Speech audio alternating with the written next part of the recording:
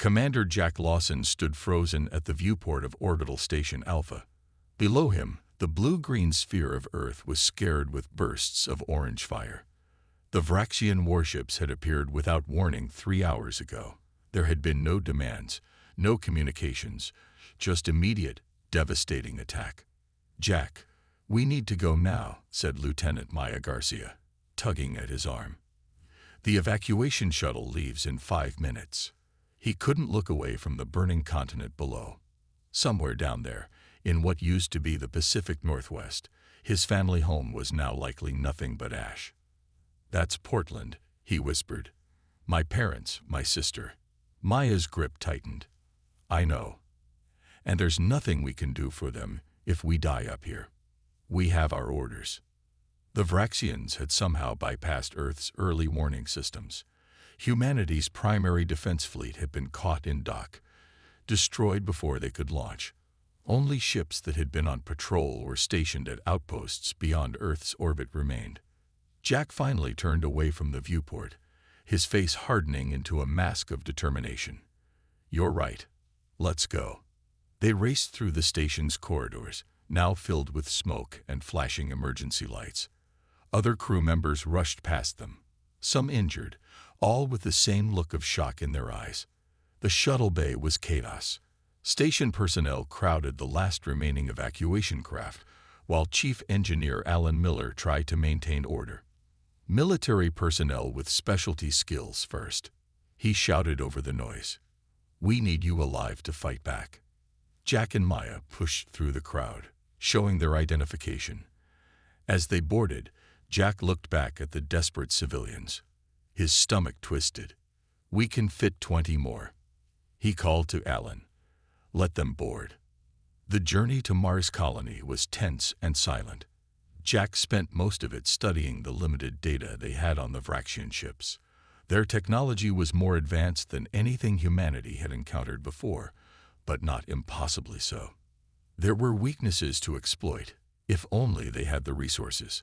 Mars Colony had become humanity's emergency command center. When they arrived, Admiral Olivia Franklin was already coordinating the scattered remains of Earth's defense forces. "We've made contact with the lunar bases, the Jupiter stations, and 3 deep space outposts," she announced to the assembled officers. "Venus Colony is gone. We've lost contact with the Saturn mining operations." "What about the colonies beyond the solar system?" asked Jack. "Alpha Centauri and Tau Ceti report no Vraxian presence yet. They're mobilizing whatever defenses they have." Admiral Franklin's face was grim. "In total, we have 43 combat-capable ships remaining. The Vraxians have hundreds." The room fell silent as the reality of their situation sank in. "We also have reports from the Mars archaeological dig," continued Franklin. "Dr. Peter Walsh believes they've uncovered technology that could help us, possibly weapons from a civilization that existed here millions of years ago." A scientist stepped forward, looking both excited and terrified. "The artifacts show energy signatures unlike anything we've seen. If we can reverse engineer them." "Do it," ordered Franklin. "Meanwhile, I'm sending Commander Kim to attempt communication with the Vraxians. Perhaps there's been some misunderstanding." 3 days later, Commander Kim's diplomatic vessel returned. Barely. It limped into Mars orbit, riddled with weapon impacts. Only Kim and 2 crew members survived. "They laughed," Kim reported, his voice hollow. "Their ambassador said humanity is too unpredictable, too aggressive to be allowed to spread through the galaxy. They'd been watching us for centuries. They decided we needed to be eliminated before we became a true threat." Admiral Franklin surveyed the room of desperate faces. "Then we show them exactly how threatening humans can be when pushed. We've always been at our best with our backs against the wall. They wanted to exterminate us because they feared what we might become." Her eyes blazed with fierce determination. "Let's become their worst nightmare." Dr. Nathan Hayes hadn't slept in 3 days. The remains of many meals littered his lab in the underground facility beneath Olympus Mons on Mars. His eyes were red-rimmed as he stared at the holographic display showing the energy patterns of the ancient artifact. "That's it," he muttered, making another adjustment to his equations. "The Vraxian weapons create a disruption field before impact. That's why our shields fail instantly." The door slid open, and Samantha Wells entered, carrying fresh coffee. The young engineer had been working alongside Nathan since the attack on Earth. "Any progress?" she asked, setting the cup beside him. Nathan smiled for the first time in days. "I think I've cracked it. Their weapons technology isn't actually more advanced than ours. It just operates on principles we never considered." He pulled up a new simulation. "Look at this. If we reverse the polarity of our shield generators and create a cascading field effect." The simulation showed a Vraxian energy weapon hitting the modified shield. Instead of collapsing, the shield absorbed and redirected the energy. Samantha's eyes widened. That would work, but the power requirements would be massive. "Which is where your FTL drive modifications come in," Nathan said. "Your new reactor design could generate enough power." Within weeks, the first prototype shield was installed on a small scout ship. The test was conducted in the asteroid belt, with a captured Vraxian weapon fired at the vessel. The shield held. News of the breakthrough spread quickly through the surviving human colonies. For the first time since the attack, people felt a spark of hope. Admiral Franklin wasted no time implementing the new technology. The flagship of their makeshift fleet, a heavy cruiser rechristened Vengeance, was the first to receive the full upgrade package. Meanwhile, across the colonies, training centers operated around the clock. Miners, scientists, teachers, civilians from all walks of life learned to become soldiers. What they lacked in military experience, they made up for with determination and creativity. Lieutenant Daniel Ross, one of the few tactical officers who survived the initial attack, developed a new combat doctrine. Traditional naval warfare wouldn't work against the Vraxians' superior numbers. "We need to fight like guerrillas," he explained during a strategy session. "Hit and run. Never engage their full force. Use terrain to our advantage." The asteroid belt, gas giant atmospheres, solar radiation zones, places where our smaller numbers and better maneuverability give us an edge. Admiral Franklin nodded. "That's why your team will lead our first offensive operation."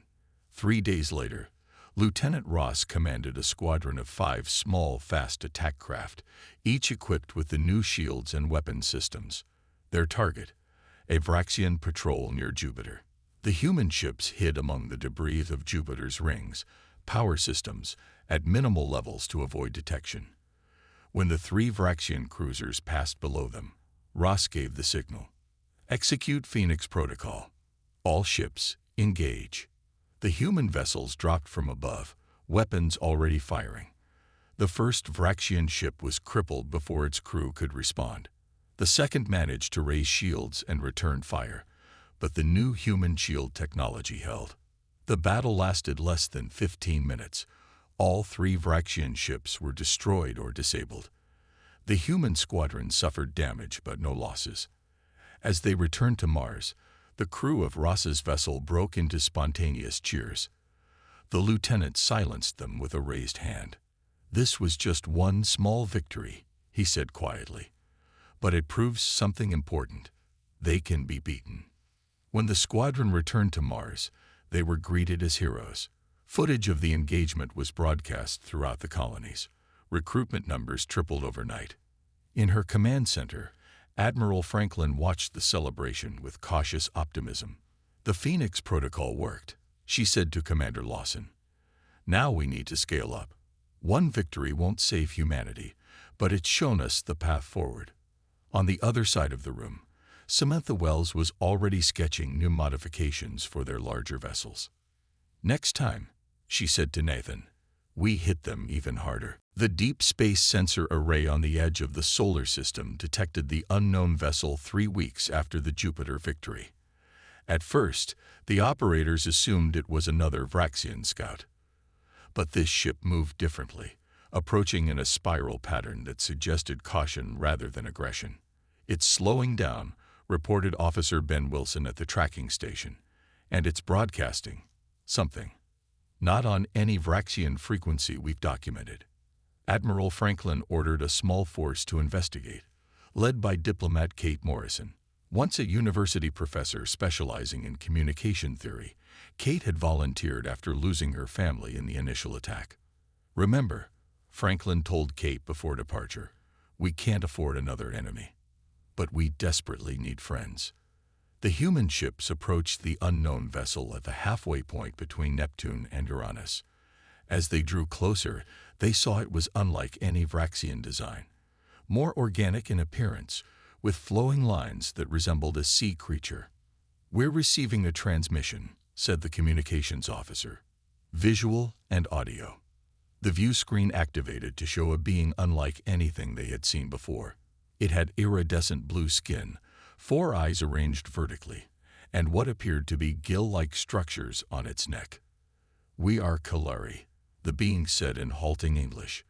"We watch your fight against Vraxian Empire. We also fight them. For many cycles." Kate stepped forward. "I am Kate Morrison, representing humanity. How do you know our language?" "We intercept your broadcasts. Learn quickly. Vraxians destroy our colonies too. We seek alliance." Over the next several days, the humans and Kalari exchanged information. The Kalari had been fighting the Vraxians for over 20 Earth years after refusing to submit to their rule. Their species came from a water-rich world in a nearby star system, and they had developed technology that worked in harmony with biological processes. Kate was fascinated by their culture. "They don't see the divide between technology and nature that we do," she explained in her report to Admiral Franklin. "Their ships are partly grown rather than just built, and they have incredible biological engineering capabilities."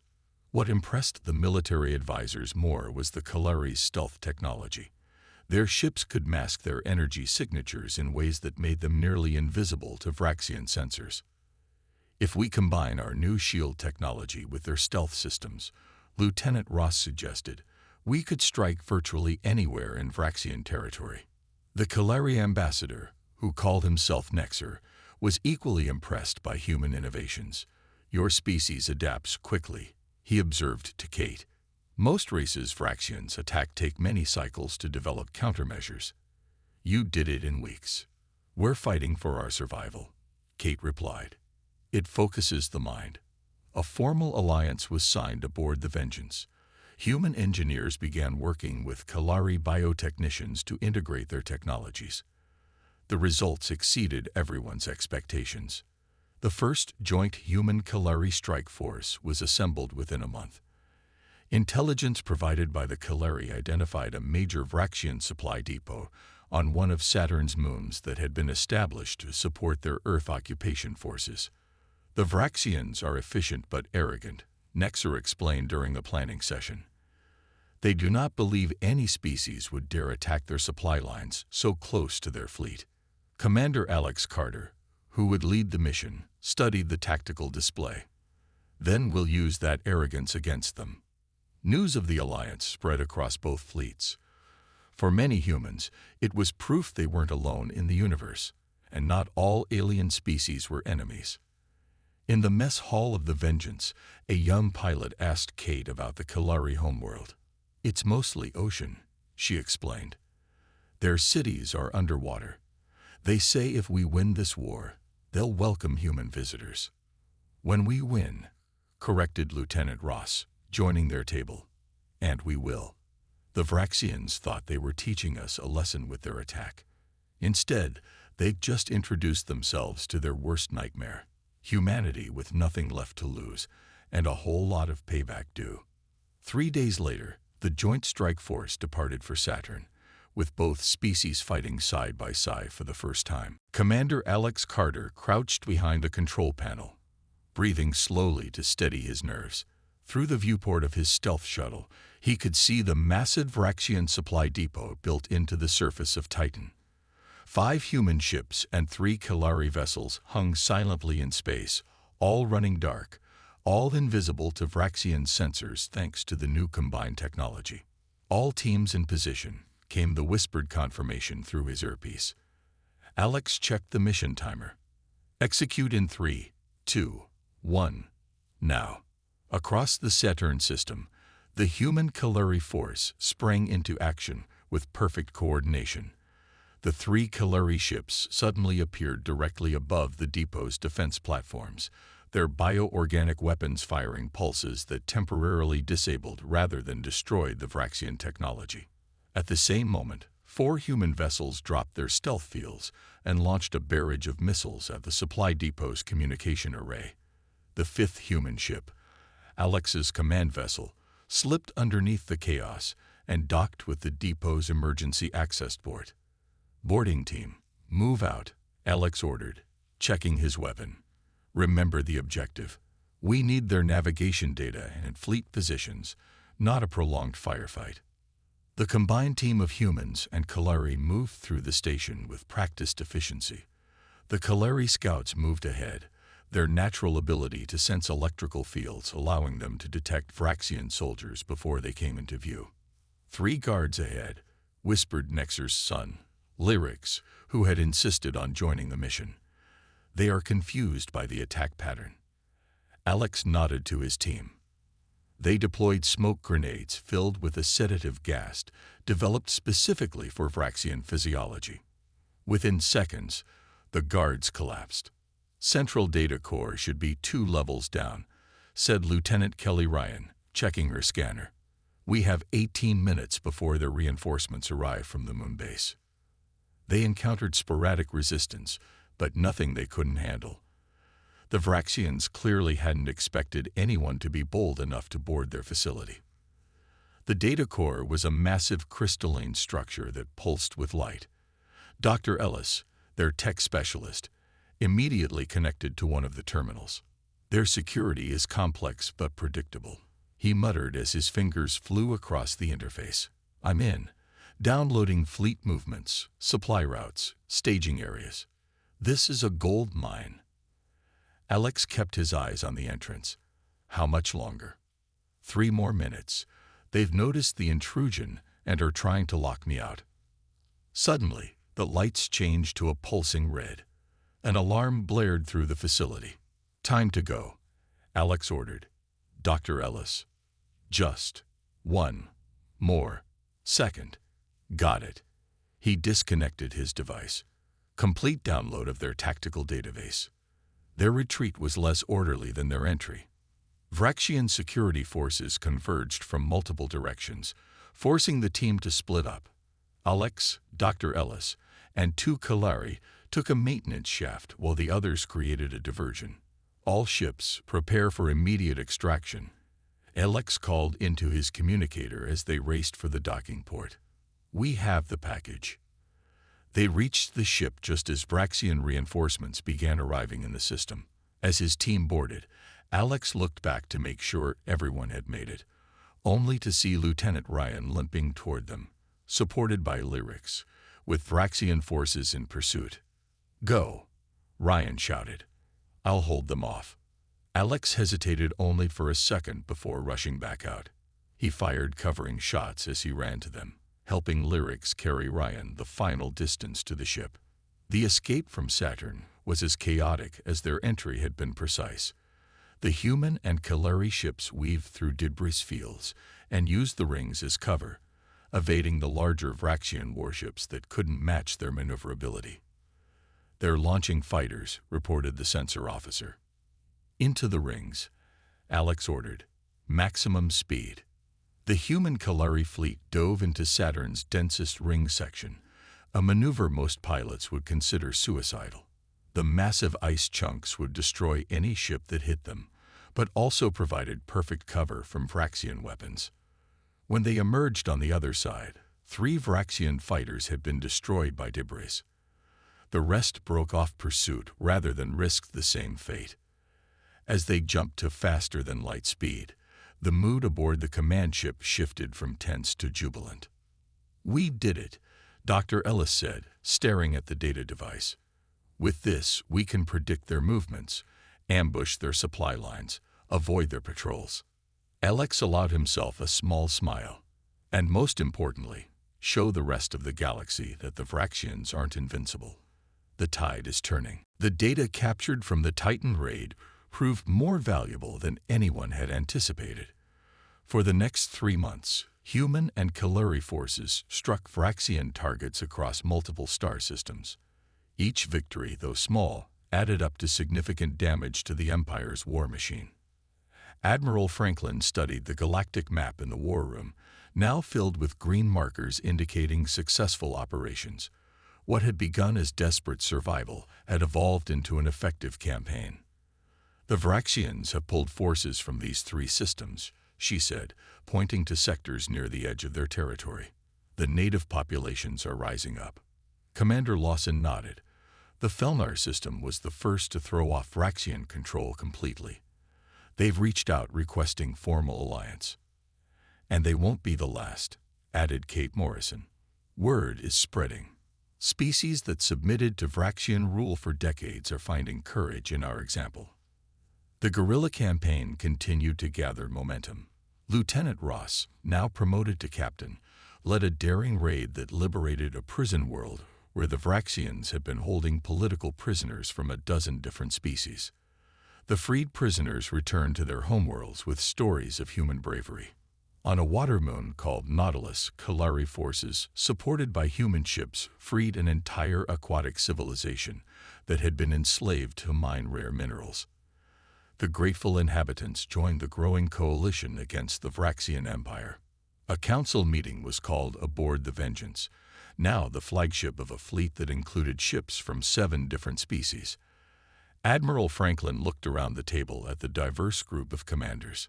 The Vraxians are adapting to our tactics, she warned. Their patrols are more random, their supply lines better protected. We need something bigger, something that will deal a decisive blow.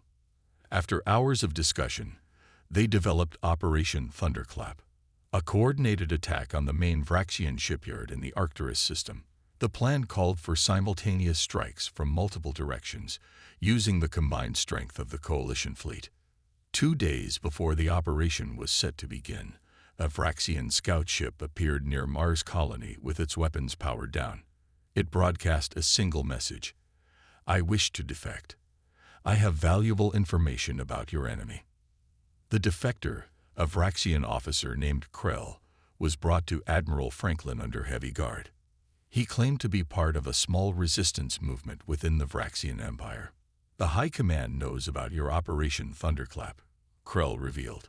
"The shipyard at Arcturus has been reinforced with our newest warships. They're waiting for you." Captain Ross distrusted the defector immediately. Convenient timing. "How do we know this isn't misinformation?" "Test me," Krell replied. "I can give you the location of a secret Vraxian listening post. Attack it. If I'm lying, you'll find nothing there." A small force was dispatched to the coordinates Krell provided. They found and destroyed a Vraxian outpost exactly where he had indicated. With Krell's information verified, Operation Thunderclap was modified. Instead of attacking Arcturus, they would target what Krell identified as a more vulnerable base in the Deneb system. The coalition fleet assembled at the jump point, 28 ships from 7 species, the largest combined force they had yet fielded. Admiral Franklin gave a brief speech before they departed. "Today we fight not just for our own worlds, but for all free peoples of the galaxy." The fleet arrived at Deneb to find exactly what Krell had described: a major Vraxian base with minimal defenses. The attack began according to plan, with the coalition ships quickly gaining the upper hand. Then disaster struck. As they engaged the base, sensors detected a massive energy surge. Suddenly, 30 Vraxian warships appeared from behind Deneb's moon, far more than their intelligence had indicated should be in the system. "It's a trap," Captain Ross shouted over the command channel. "All ships, emergency jump out." But the Vraxians had deployed jump inhibitors. The coalition fleet was caught. In the chaos that followed, Captain Ross's ship placed itself between the Vraxian flagship and Admiral Franklin's vessel. His ship took devastating fire that would have destroyed the Vengeance. "Get the Admiral out of here," were his last words before his ship exploded in a brilliant flash. Half the coalition fleet was destroyed before they managed to break free. As they limped back to friendly space, the survivors realized the terrible truth. Krell had been a double agent all along. The memorial service for Captain Ross and the other fallen heroes was brief. There was no time for extended mourning, not with the Vraxians pressing their advantage after the ambush had ended. "He saved us all," Admiral Franklin said to the assembled officers on the Vengeance. "And the best way to honor his sacrifice is to make sure it wasn't in vain." In the days that followed, the coalition forces retreated to the Alpha Centauri system. The mood was grim. For the first time since forming their alliance, they had suffered a major defeat. Dr. Nathan Hayes worked without rest in his lab, reviewing the data they had gathered during the battle. Something about the Vraxian fleet movements had caught his attention. "They protected this ship more than any other," he told Admiral Franklin, pointing to sensor readings of the Vraxian flagship. "Even when tactically unsound, it must be carrying something important." Further analysis of intercepted communications revealed the truth.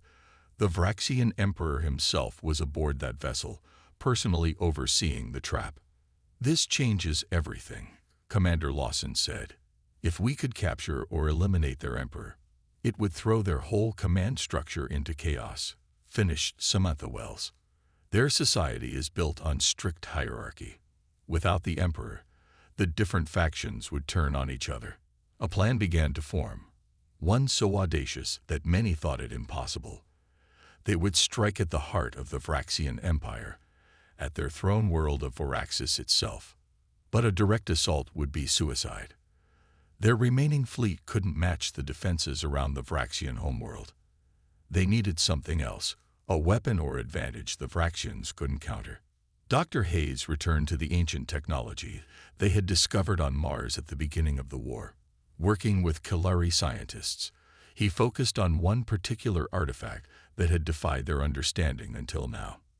"It's not a weapon in the conventional sense," he explained to the coalition leadership. "It's a quantum disruptor. It doesn't destroy matter. It temporarily phases it out of our reality." The implications were staggering. Such a device could disable an entire planet's defenses without killing its population. "Building it will require resources we don't have," Dr. Hayes continued. "And even if we succeed, deploying it would be a one-way mission. The ship carrying it would never make it back." Silence fell over the room as everyone considered this reality. Then Captain Lindsay Wright, who had taken command of the fleet's fastest ship after Captain Ross's death, stood up. "I'll volunteer," she said simply. "My crew as well. We've discussed it." Over the next month, the coalition poured all available resources into building the quantum disruptor. Every scientist, engineer, and technician worked around the clock. The device, when finished, was installed aboard Captain Wright's ship, renamed Final Warning for the mission. The night before the operation, the crew of the Final Warning gathered for what might be their last meal together. The mood was solemn but determined. "I joined the Space Service to explore," said Lieutenant Greg Patel, the navigation officer. "Never thought I'd end up on a mission like this." "None of us did," replied Captain Wright. "But here we are, the last hope for not just humanity, but all free species in the galaxy." Across the base, similar scenes played out as loved ones said goodbye. Commander Lawson found Dr. Hayes staring at the quantum equations that defined his creation. "Will it work?" Lawson asked quietly. Hayes nodded slowly. "The math is sound. The tests were successful, but at that scale," he shook his head, "there are always unknowns." The plan called for the entire remaining coalition fleet to launch a diversionary attack on a Vraxian military installation near their home system. While their forces were responding, the Final Warning would slip through their defenses using modified Kalari stealth technology and approach Voraxis itself. At 500 hours, Admiral Franklin addressed the coalition forces one last time. "Whatever happens tomorrow, know this: you have already accomplished what the Vraxians thought impossible. You have stood against an empire that has crushed all opposition for centuries. You have given hope to countless worlds. Now let's finish what we started. As the final warning prepared for departure, Captain Wright took one last look at the stars through her viewport. Whatever happened, the galaxy would never be the same after tomorrow. The final warning emerged from faster-than-light travel at the edge of the Voraxis system. Captain Lindsay Wright immediately ordered all systems to minimal power as they drifted toward the Vraxian homeworld. Their modified stealth technology rendered them invisible to conventional sensors, but they could still be spotted visually if anyone happened to be looking in the right direction. Status of the diversionary attack. Wright asked her communications officer. Coalition forces engaged 5 minutes ago. Vraxian response is massive. They've diverted over 60% of the home fleet. Wright nodded. Just as we hoped. Take us in, Lieutenant Pottle. Minimal thrust. Follow the debris field for cover. The final warning moved silently through the outer reaches of the system, using a scattered asteroid belt for additional concealment. As they approached the fourth planet from the Sun, Voraxis itself, they could see the imposing planetary defense grid. Thousands of weapon platforms orbited the world, ready to obliterate any unauthorized vessel. Quantum disruptor status? Wright asked. Dr. Hayes, who had insisted on joining the mission despite Admiral Franklin's objections, checked the readings. Power levels optimal. Targeting systems aligned. We'll only get one shot at this. As they drew closer, a message came through on the emergency channel. Admiral Franklin's voice was distorted but clear enough. All Vraxian ships have left your target area. They took the bait. You have an open window, but it won't last long. Good luck. Wright turned to her crew. This is it. Battle stations. The final warning accelerated suddenly, abandoning stealth for speed. The planetary defense grid detected them almost immediately, and warning sirens echoed through the ship as enemy weapons locked on. Evasive maneuvers. Wright ordered as the first energy beams sliced through space around them. Lieutenant Patel's hands flew across the controls, guiding the ship through the deadly web of fire.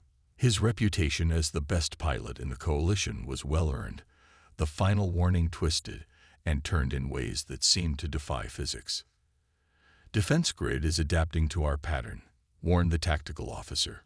We can't dodge forever. Wright checked the distance to their target. We don't need forever. Just 3 more minutes. A hit rocked the ship, throwing crew members against their restraints. Port shield down to 30%. Someone called out. They pressed on, taking more hits but giving everything they had to reach their position. Finally, Lieutenant Patel announced, "We're in optimal range. Target their moon," Wright ordered. The small, uninhabited moon of Voraxis had been chosen as their demonstration target, close enough to show the Vraxians what the weapon could do, but without causing civilian casualties. Quantum disruptor charging, reported Dr. Hayes. Firing in 5, 4, 3, 2, 1. A beam of shimmering energy, almost beautiful in its complexity, shot from the final warning toward the Vraxian moon. When it struck, there was no explosion, no dramatic destruction, just an eerie ripple effect that spread across the moon's surface. Then, before their eyes, the entire moon seemed to flicker and partially fade from existence, becoming translucent and ghost-like. "It worked," whispered Dr. Hayes. "The moon is phase-shifted, partially removed from our dimension." Below them, the Vraxian homeworld went silent. All weapons fire ceased as the planet's leaders tried to comprehend what they were witnessing. Wright opened a channel to broadcast on all frequencies across the system. Her message was simple and direct. "Attention Vraxian Empire. This demonstration was performed on an uninhabited moon. The same technology can be used on any planet, any fleet, any target we choose. We came to your galaxy seeking friendship. You responded with extermination. We offered peace. You gave us war. Remember what you see today. This is humanity's final warning. End this conflict, or face our wrath. The choice is yours." For several tense minutes, there was no response. The final warning's crew prepared for the worst, to be destroyed where they stood, having delivered their message, but perhaps too late to save themselves. Then a transmission came through from the Vraxian palace itself. The Emperor appeared on screen, his expression unreadable to human eyes. "We acknowledge your demonstration," he said slowly, "and request immediate cessation of hostilities to discuss terms." 1 month later, representatives from all coalition species gathered on neutral ground, a space station orbiting a star at the galaxy's edge. The Vraxian delegation arrived under a flag of truce. After intensive negotiations, a peace treaty was signed. Admiral Franklin stood at the window of the station afterward, looking out at the stars with Commander Lawson beside her. 5 years had passed since the signing of the peace treaty. The galaxy had changed in ways few could have imagined before the war. Earth, once devastated by the Vraxian attack, now stood rebuilt and stronger than ever. New cities gleamed where ruins had been, their architecture blending human tradition with technologies shared by their alien allies. Commander Jack Lawson, now Admiral Lawson, stood on the observation deck of New Geneva Space Station, watching ships from a dozen different species dock and depart. The Galactic Council headquarters had been established in Earth orbit, a symbolic acknowledgement of humanity's role in reshaping interstellar politics. "Admiring the view again?" asked Kate Morrison, approaching from behind. The former diplomat now served as Earth's representative to the Council. "Never gets old," Lawson replied. "Sometimes I still can't believe we made it." Below them, a Kalari vessel docked alongside ships from species that had once been bitter enemies under Vraxian rule. Trade routes now connected worlds that had been isolated for centuries, and cultural exchanges were happening at an unprecedented rate. "The Felnar delegation has arrived for the commemoration ceremony," Kate said, "and the Vraxian representatives just confirmed they'll attend as well." Lawson raised an eyebrow. "That's unexpected. Their new government is trying to distance itself from the old empire. Attending the memorial is a political statement. The ceremony would mark the 5th anniversary of the war's end and honor those who had sacrificed their lives. A monument had been constructed in orbit above Earth, a massive ring of light visible from the planet's surface, containing the names of every fallen coalition soldier. As they prepared to leave for the ceremony, Dr. Nathan Hayes entered the observation deck. The scientist had aged visibly during the past 5 years, the stress of creating the quantum disruptor having taken its toll. Yet his eyes remained bright with curiosity.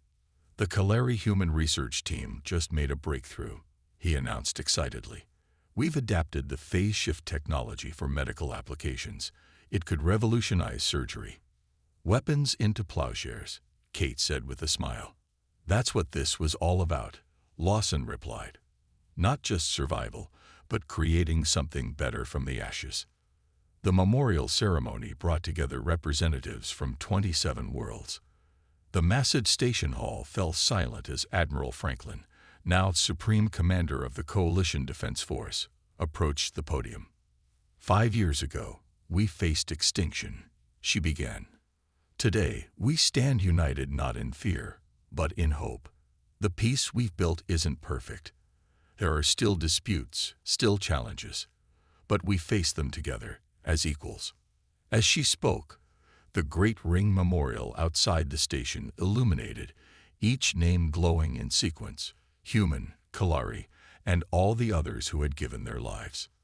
In the audience, Captain Lindsay Wright of the Final Warning sat quietly.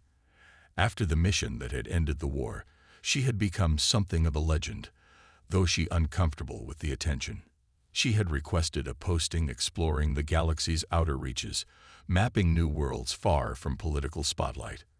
The Vraxians believed humanity was dangerous because of our unpredictability, Franklin continued. They weren't entirely wrong. We are unpredictable. We change, we adapt, we evolve. But our greatest strength isn't our capacity for war. It's our capacity for compassion, for seeing potential allies where others see only threats. After the ceremony, a reception gathered diplomats and military leaders from across the coalition. The Vraxian representative, a younger member of their ruling caste, approached Admiral Lawson cautiously. My people are still learning to exist without dominating others, he said. It is difficult, but necessary. Lawson nodded. Change always is. Later that night, Lawson returned to the observation deck alone. Earth rotated slowly below, the lights of its cities visible against the darkness. He thought of everyone they had lost. Captain Ross, his family in Portland, countless others. We made it worth it, he said softly to himself. A small ship departed the station, its lights blinking as it accelerated toward the jump point. The vessel carried the first joint human-alien scientific expedition to a newly discovered star system. Researchers, not soldiers, leading humanity's push into the unknown. The warning that had ended the war had transformed into something else, a promise. Humanity would defend its place in the stars without hesitation, but what they truly sought was understanding. The galaxy had learned to respect human strength. Now, they were learning to value human wisdom. As dawn broke over Earth below, Lawson smiled. The future, for the first time in years, seemed limitless.